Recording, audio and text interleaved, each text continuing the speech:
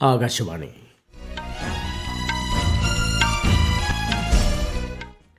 നമസ്കാരം. വാർത്തകൾ വായിക്കുന്നത് Deepu S L.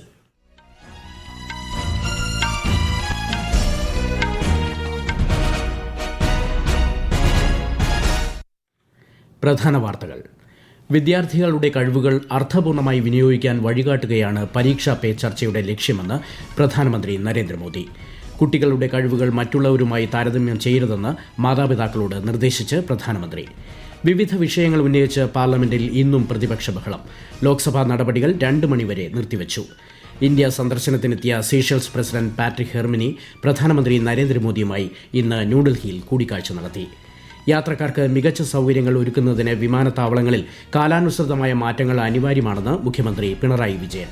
CIAL aero park ആദ്യഘട്ടം അദ്ദേഹം ഉദ്ഘാടനം ചെയ്തു. ശബരിമലയിൽ സ്വർണ്ണപ്പാളികളുടെ സാമ്പിൾ വീണ്ടും പരിശോധന നടത്തണമെന്ന് കേരള ഹൈക്കോടതി. ICC പുരുഷ T20 ലോകകപ്പ് ക്രിക്കറ്റ് ഗ്രൂപ്പ് സിയിൽ സ്കോട്ട്ലൻഡിനെതിരെ ഇറ്റലിക്ക് 208 റൺ വിജയലക്ഷ്യം. വാർത്തകൾ വിശദമായി. വിദ്യാർത്ഥികളുടെ കഴിവുകൾ അർത്ഥപൂർണമായി വിനിയോഗിക്കാൻ വഴികാട്ടുകയാണ് പരീക്ഷാ പേ ചർച്ചയുടെ ലക്ഷ്യമെന്ന് പ്രധാനമന്ത്രി നരേന്ദ്രമോദി. അസാധാരണമായ കഴിവ്, അറിവ്, യുക്തി, ശാസ്ത്രം, ഓർമ്മശക്തി, സമർപ്പണം എന്നീ 6 ഗുണങ്ങൾ കൊണ്ട് നേടാനാകാത്തത് ഒന്നുമില്ലെന്നും അദ്ദേഹം പറഞ്ഞു. പരീക്ഷാ പേ ചർച്ച 9ാം പതിപ്പിന്റെ 2ാം ഭാഗത്തിൽ വിദ്യാർത്ഥികളുമായി സംവദിക്കുകയായിരുന്നു അദ്ദേഹം.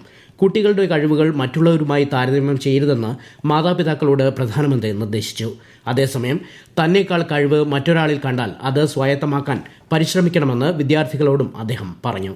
कंपैरिजन से माँ बाप ने बचना चाहिए और मैं हर माँ बाप से कहता हूँ कि कृपा करके आप परिवार में किसी के सामने उतनी तारीफ न करें ताकि बच्चे की आदत खराब हो जाए. इतनी तारीफ न करें एक बच्चे की कि दूसरे बच्चे को लगे कि देखो हर बार ये तो इसकी बात दुनिया में बताते रहते, मेरी तो बताते नहीं. परिवार में अगर निकट हमसे कोई ज्यादा अच्छा है, हमें मनोमन उसको गुरु मान लेना चाहिए.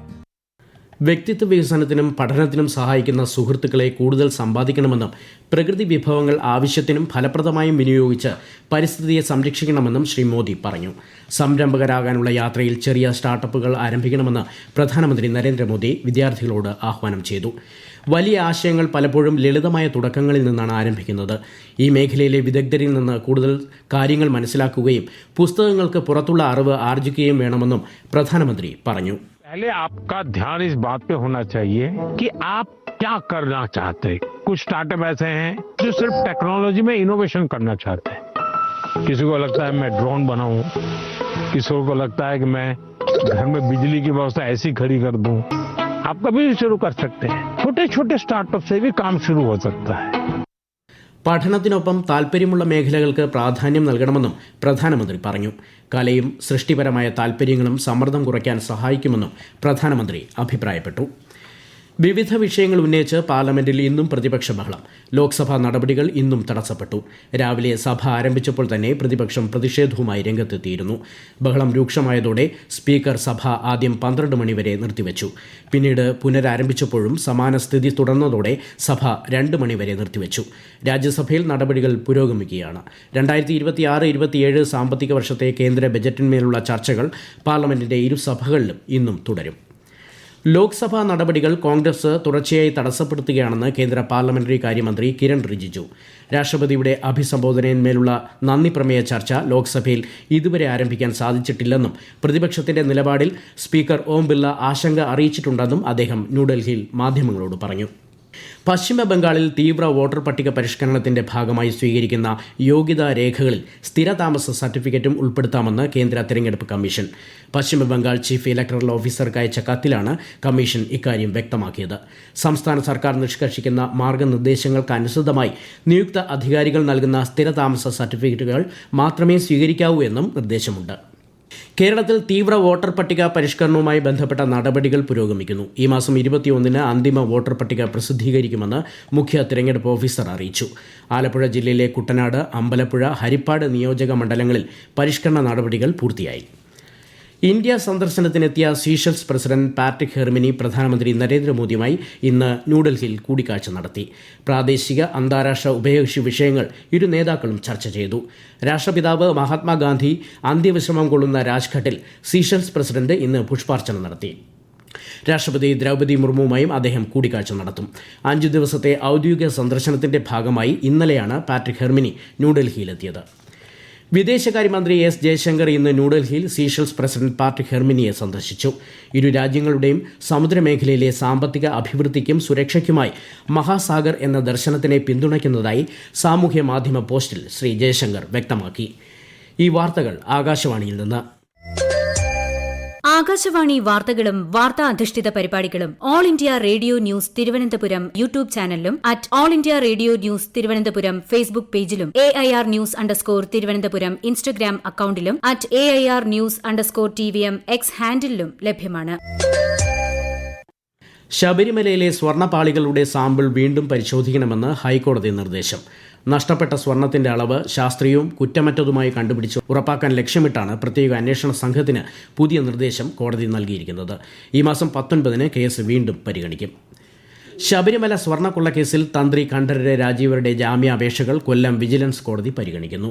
2 കേസുകളിലെയും ജാമ്യാപേക്ഷകളിൽ വിശദമായ വാദം കേൾക്കും.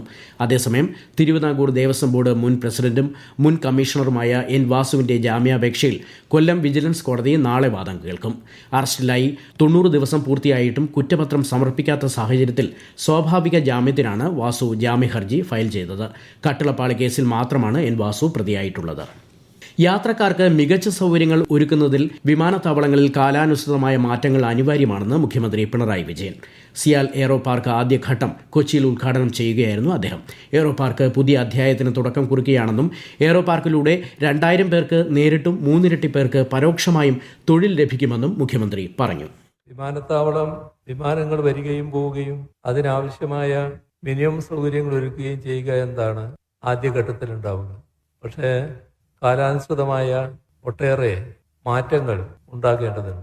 ഈ സംവിധാനം യാഥാർത്ഥ്യമാവുക വഴി നേരിട്ട് 2000-ഓളം പേർക്കും അതിൻ്റെ 3 ഇരട്ടി പേർക്ക് പരോക്ഷമായും തൊഴിൽ ലഭിക്കും. വ്യോമയാന മേഖലയിലെ അറ്റകുറ്റപ്പണികൾ, പരിശീലനം, സാങ്കേതിക സേവനങ്ങൾ എന്നിവ ഒരു കുടക്കുഴിയിൽ ലഭ്യമാക്കുകയാണ് സിയാൽ എയ്റോ പാർക്കിന്റെ ലക്ഷ്യം.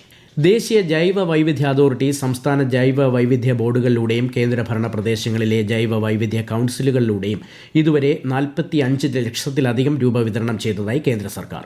10 സംസ്ഥാനങ്ങളിലെയും 2 കേന്ദ്രഭരണ പ്രദേശങ്ങളിലെയും 90-ലധികം ജൈവ വൈവിധ്യ മാനേജ്മെന്റ് കമ്മിറ്റികൾക്ക് തുക പ്രയോജനപ്പെടും. ഗ്രാമങ്ങൾ, നഗര തദ്ദേശ സ്വയംഭരണ സ്ഥാപനങ്ങൾ, കണ്ടൽക്കാടുകൾ, വ്യാവസായിക പരിസരങ്ങൾ എന്നിവിടങ്ങളിൽ വൈവിധ്യവും പാരിസ്ഥിതികവുമായ ക്രമീകരണങ്ങൾ ജൈവ വൈവിധ്യ മാനേജ്മെന്റിന്റെ നേതൃത്വത്തിൽ നടത്തും. കേരളത്തിൽ പകൽ താപനില ഉയരുന്ന സാഹചര്യത്തിൽ ജനങ്ങൾ ജാഗ്രത പാലിക്കണമെന്ന് സംസ്ഥാന ദുരന്ത നിവാരണ അതോറിറ്റി. ഇത് സംബന്ധിച്ച ജാഗ്രതാ നിർദ്ദേശങ്ങൾ പുറപ്പെടുവിച്ചു. സൂര്യാഘാതം, സൂര്യാതപം, നിർജ്ജലീകരണം തുടങ്ങിയ നിരവധി ഗുരുതരമായ ആരോഗ്യ പ്രശ്നങ്ങൾക്ക് ഇത് കാരണമാകുമെന്നും മുന്നറിയിപ്പുണ്ട്. പകൽ 11 മുതൽ 3 മണി വരെയുള്ള സമയം ശരീരത്തിൽ നേരിട്ട് കൂടുതൽ സമയം തുടർച്ചയായി സൂര്യപ്രകാശം ഏൽക്കുന്നത് ഒഴിവാക്കണമെന്നും അധികൃതർ അറിയിച്ചു. ICC പുരുഷ T20 ലോകകപ്പ് ക്രിക്കറ്റ് ഗ്രൂപ്പ് സിയിൽ സ്കോട്ട്ലൻഡിനെതിരെ ഇറ്റലിക്ക് 208 റൺ വിജയലക്ഷ്യം. കൊൽക്കത്തയിലെ ഈഡൻ ഗാർഡൻസിലാണ് മത്സരം. ഗ്രൂപ്പ് ബിയിൽ കൊളംബോയിൽ വൈകുന്നേരം 3 മണിക്ക് സിംബാബ്വെ ഒമാനെ നേരിടും. ഗ്രൂപ്പ് ഡിയിൽ വൈകുന്നേരം 7 മണിക്ക് അഹമ്മദാബാദിൽ നടക്കുന്ന മത്സരത്തിൽ ദക്ഷിണാഫ്രിക്ക കാനഡയും നേരിടും. ചൈനയിലെ ടിയാൻജിനിൽ നടന്ന ഏഷ്യൻ ഇൻഡോർ അത്ലറ്റിക്സ് ചാമ്പ്യൻഷിപ്പിൽ ഇന്ത്യയ്ക്ക് 6ാം സ്ഥാനം. ഇന്നലെ നടന്ന പുരുഷ ഹെപ്റ്റാത്തലൻ ഇനത്തിൽ ഇന്ത്യയുടെ തേജസ്വിൻ ശങ്കർ സ്വർണ്ണ മെഡൽ നേടി. ഈ ഇനത്തിൽ 5993 പോയിന്റുകൾ നേടിയ തേജസ്വൻ പുതിയ ദേശീയ റെക്കോർഡും സ്ഥാപിച്ചു. ഹൈജമ്പിൽ പൂജയും തജീന്ദർ പാൽ സിംഗും വെള്ളി മെഡൽ നേടി. ലോങ് ജമ്പിൽ ആൻസി സോജൻ വെങ്കലം നേടി. 2026 കരട് ആദായ നികുതി നിയമങ്ങളും ഫോമുകളും സംബന്ധിച്ച് പൊതുജനങ്ങളിൽ നിന്നുൾപ്പെടെ കേന്ദ്ര സർക്കാർ അഭിപ്രായങ്ങൾ ക്ഷണിച്ചു. ഈ മാസം 22 വരെ ആദായ നികുതി വകുപ്പ് പോർട്ടലിലൂടെ അഭിപ്രായങ്ങൾ അറിയിക്കാം. പ്രധാന വാർത്തകൾ വീണ്ടും. വിദ്യാർത്ഥികളുടെ കഴിവുകൾ അർത്ഥപൂർണ്ണമായി വിനിയോഗിക്കാൻ വഴികാട്ടുകയാണ് പരീക്ഷാ പേ ചർച്ചയുടെ ലക്ഷ്യമെന്ന് പ്രധാനമന്ത്രി നരേന്ദ്രമോദി. കുട്ടികളുടെ കഴിവുകൾ മറ്റുള്ളവരുമായി താരതമ്യം ചെയ്യരുതെന്ന് മാതാപിതാക്കളോട് നിർദ്ദേശിച്ച് പ്രധാനമന്ത്രി. വിവിധ വിഷയങ്ങൾ ഉന്നയിച്ച് പാർലമെന്റിൽ ഇന്നും പ്രതിപക്ഷ ബഹളം. ലോക്സഭാ നടപടികൾ 2 മണിവരെ നിർത്തിവച്ചു. ഇന്ത്യ സന്ദർശനത്തിനെത്തിയ സീഷെൽസ് പ്രസിഡന്റ് പാട്രിക് ഹെർമിനി പ്രധാനമന്ത്രി നരേന്ദ്രമോദിയുമായി ഇന്ന് ന്യൂഡൽഹിയിൽ കൂടിക്കാഴ്ച നടത്തി. യാത്രക്കാർക്ക് മികച്ച സൗകര്യങ്ങൾ ഒരുക്കുന്നതിന് വിമാനത്താവളങ്ങളിൽ കാലാനുസൃതമായ മാറ്റങ്ങൾ അനിവാര്യമാണെന്ന് മുഖ്യമന്ത്രി പിണറായി വിജയൻ. സിയാൽ എയ്റോ പാർക്ക് ആദ്യഘട്ടം അദ്ദേഹം ഉദ്ഘാടനം ചെയ്തു. ശബരിമലയിൽ സ്വർണ്ണപ്പാളികളുടെ സാമ്പിൾ വീണ്ടും പരിശോധന നടത്തണമെന്ന് കേരള ഹൈക്കോടതി. ICC പുരുഷ T20 ലോകകപ്പ് ക്രിക്കറ്റ് ഗ്രൂപ്പ് സിയിൽ സ്കോട്ട്ലൻഡിനെതിരെ ഇറ്റലിക്ക് 208 റൺ വിജയലക്ഷ്യം. വാർത്തകൾ കഴിഞ്ഞു. അടുത്ത വാർത്താ പ്രക്ഷേപണം ഉച്ചയ്ക്ക് 3 മണിക്ക്.